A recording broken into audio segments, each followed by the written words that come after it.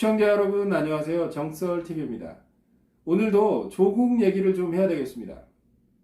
시청자 여러분, 어제 조국의 셀프 변명 기자회견 혹시 보신 분 계십니까?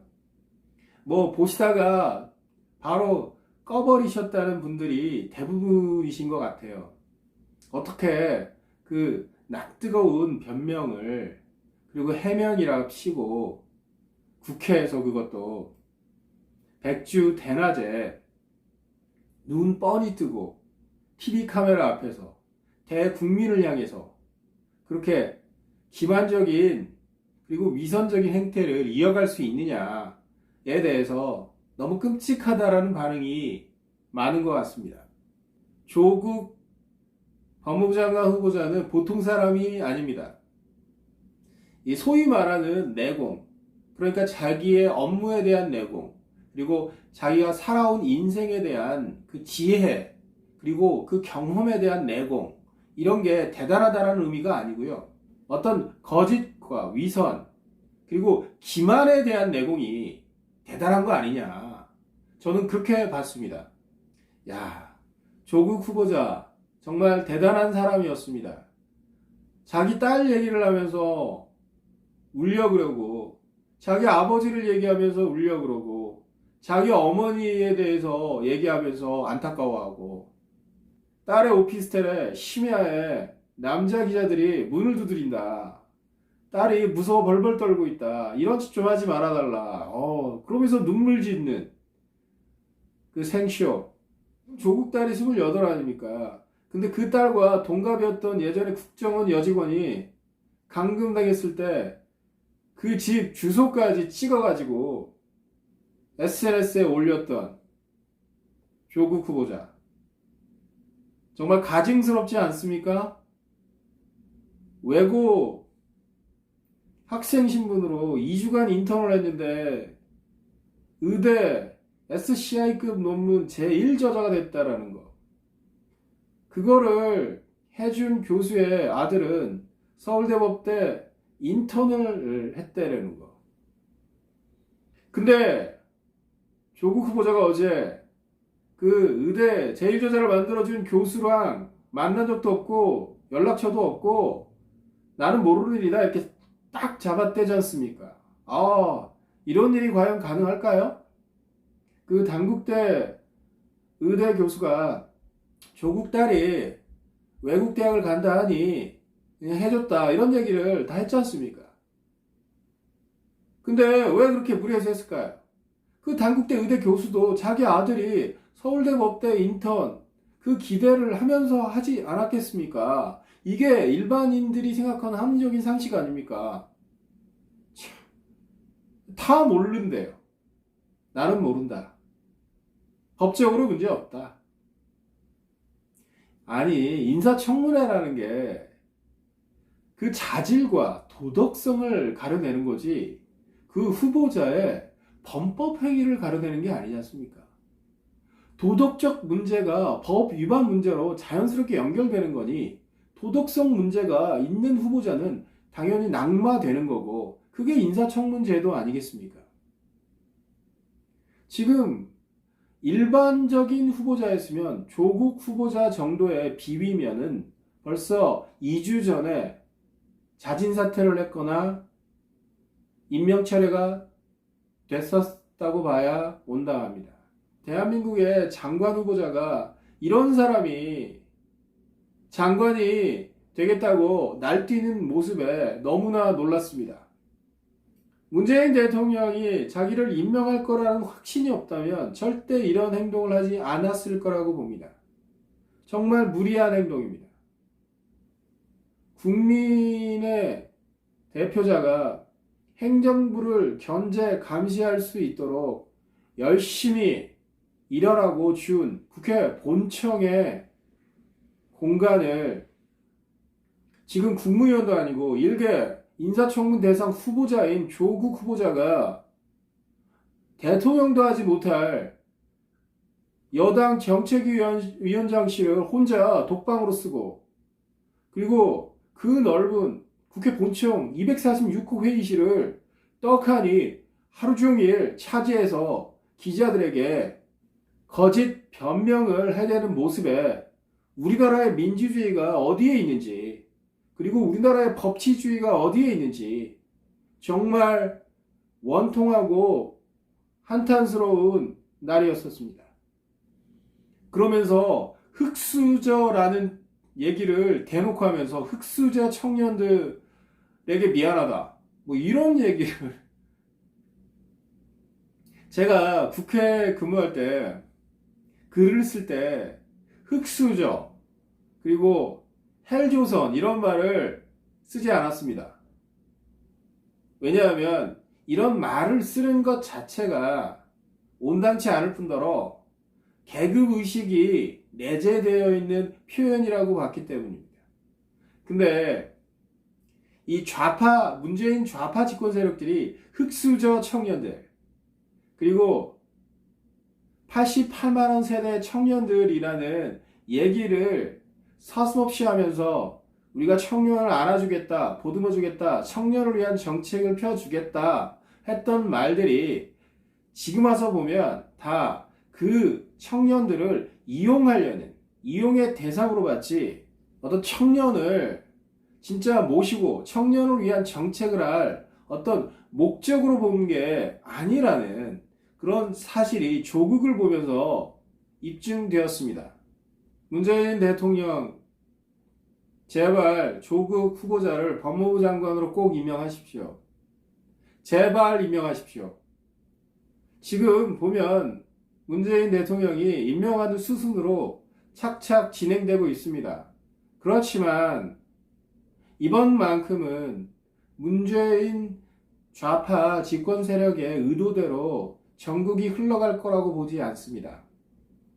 왜냐하면 너무 하셨기 때문입니다. 도가 지나쳐도 너무 지나쳤습니다. 지금 문재인 좌파 집권 세력은 조국 후보자 딸, 그리고 조국 일가의 사모펀드, 그리고 조국 일가의 응동학원 등등의 지금 거의 팩트로 확인되고 있는 그 부도덕한, 그리고 위법적인, 그리고 기만적인 그런 행태들에 치를 떨고 있습니다. 자기가 좌파라고 생각하는 청년층들도 지금 좌파에 대해서 환멸을 느끼고 있습니다. 조국이, 우리 조국에 이번에 해준 일은 딱 하나 있다고 봅니다.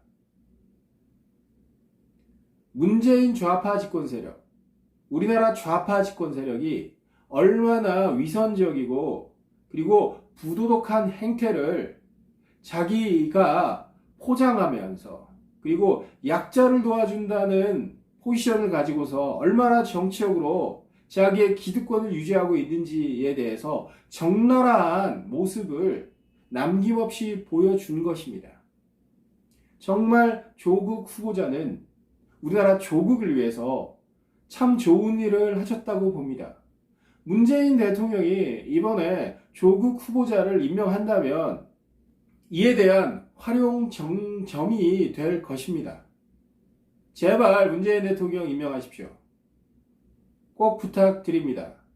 어제 조국 후보자가 검찰개혁을 위해서 자기가 꼭 법무장관이 돼야 된다고, 자기 일생의 목표이기 때문에 법무부 장관이 꼭 돼야 되겠다고 그렇게 얘기를 했습니다. 그러면서 공수처 얘기를 하고 검찰개혁 얘기를 했습니다. 외국의 사례를 쭉 들어가면서 우리나라 검찰권이 얼마나 강력하고 그리고 개혁 대상이 돼야 되는 당위성을 얘기를 했습니다. 저는 조국 후보자의 얘기를 들으면서 어떤 생각이 들었냐면, 아니 이 양반이 정말 제대로 알고 있기는 한가. 왜냐하면 유명한, 저번에 제가 말씀을 드렸던 그 오상방위 사례, 서울대학교 강의실에서 그 서울대학교 법대생들을 뜨아하게 아주 당황스럽게 만들었던, 법조문에 없던 오상방위를 법조문에서 찾았던 그 행동, 그리고 로스쿨을 적극적으로 도입 주장하고 찬성파에서 정말 적극적인 역할을 했던 조국 서울대 교수가 지금 로스쿨이 제대로 운영되고 있지 않지 않습니까? 시청자 여러분, 법률 서비스를 받아본 일이 좀 있으십니까? 법률 서비스를 받아본다는 건 집안에 문제가 있거나 괴로운 일이 있다라는 얘기인데 안 받으셨으면 좋은 일이죠.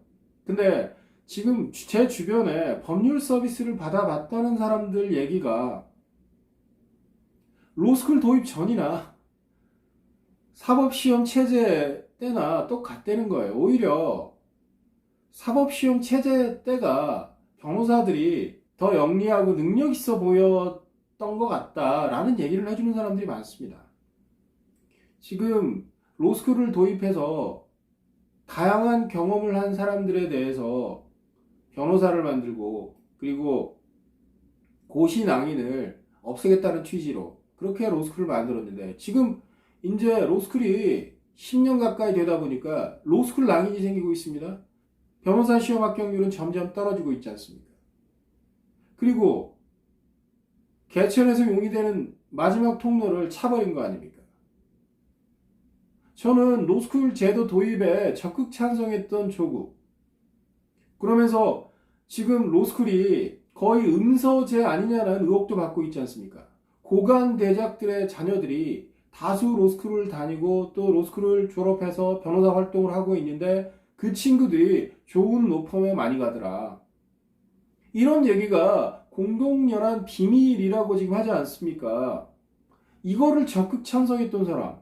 자, 지금 요약해보면 조국이라는 사람이 했던 일들, 했던 말들이 다 사실들이 아니거나 정확한 사안을 파악하지 못한 주장이었을 뿐이라는 사실들이 지금 계속 발견되고 있지 않습니까? 현대판 음서제라는 로스쿨 제도를 만들어 놓고 자기 딸은 지금 저지경으로 지금 국민의 지탄을 받게 지금 만들어 놓고 있고 청년들은 흑수저라고 흑수저들한테 내가 미안했다라고 지금 이따위 얘기는 하고 있고 이런 사람이 지금 검찰 개혁을 얘기를 한다? 저 개인적으로는 검찰 개혁해야 된다고 봅니다. 과도한 수사권 이거 없애야 됩니다. 지금 경찰은 가벼운 사건은 경찰이 수사하고 그리고 좀 무거운 사건 그리고 복잡하고 어려운 사건은 검찰이 수사하고 하면 됩니다. 이게 검찰 개혁이라고 생각합니다. 그리고 고위공직자 비리수사처 같이 옥상호의 제도를 만들 필요 없습니다. 예전 대검 중수부 같은 조직을 하나 만들어서 검찰 산하에 두고 나서 이거를 철저하게 중립적으로 운영할 수 있는 수단만 만들어주면 됩니다. 그리고 검찰의 상명하복 문화 그리고 기수 문화를 철폐해서 자유롭게 검사 하나하나가 독립돼서 자기 판단하에 수사를 행할 수 있게 만들어주면 저는 끝난다고 봅니다. 이거 어려운 거 아닙니다. 근데 지금 조국이 하겠다는 고위공직자 비리수사처 이거 대통령이 처장 임명하고 그리고 거기에 수사관들 그러니까 검사를 대신하는 그 수사관들 전부 민변 출신들이 들어가지 않을 거라고 보십니까? 고위공직자 비리수사처는 제가 보기에는 문재인 좌파 집권 세력의 퇴임 후 최고의 안전 대비책이 될 수밖에 없습니다. 그래서 저는 목숨을 걸고 있다고 볼 수밖에 없습니다. 고위공직자 비리수사처 우리나라에 도움이 안 될 거라고 봅니다. 고위공직자들 비리 있으면 반드시 발본색원에서 처벌해야죠. 고위공직자, 장관, 차관, 그리고 정부의 국장급, 산하기관장들, 이사들, 그리고 국회의원들 철저히 비위 감시하고 잡아내야죠. 그거 검찰이 별도의 수사 기구를 만들면 충분히 할 수 있습니다. 옥상옥을 만들 필요가 없습니다. 정리하면 검찰 개혁이라는 건 검찰의 정책 독립 그리고 직무상 독립만 만들어주면 되는 겁니다. 그게 검찰 개혁입니다. 그리고 경찰과 검찰의 수사권 조정 문제, 일반인들, 국민들이 느끼는 부분에 있어서 그 한도 정도 조정해주면 끝나는 겁니다. 그리고 상명하복, 그리고 불건전한 검찰의 그 기수문화 이런 거 없애주면 되는 거 아니겠습니까? 왜 조국이라는 인간이 꼭 법무부 장관이 돼야 됩니까? 국민들 아마 어제 조국 후보자의 얘기를 듣고 납득하지 못했을 거라고 생각합니다. 문재인 대통령, 다시 한번 부탁합니다. 꼭 조국 후보자를 임명해 주십시오. 꼭 임명하셔서 우리 문재인 좌파 집권 세력의 그 민낯을 백일하에 국민께 드러내 드리는 그러한 일에 마침표를 찍어 주시기 바랍니다. 이번 시간에는 여기까지 하겠습니다. 감사합니다.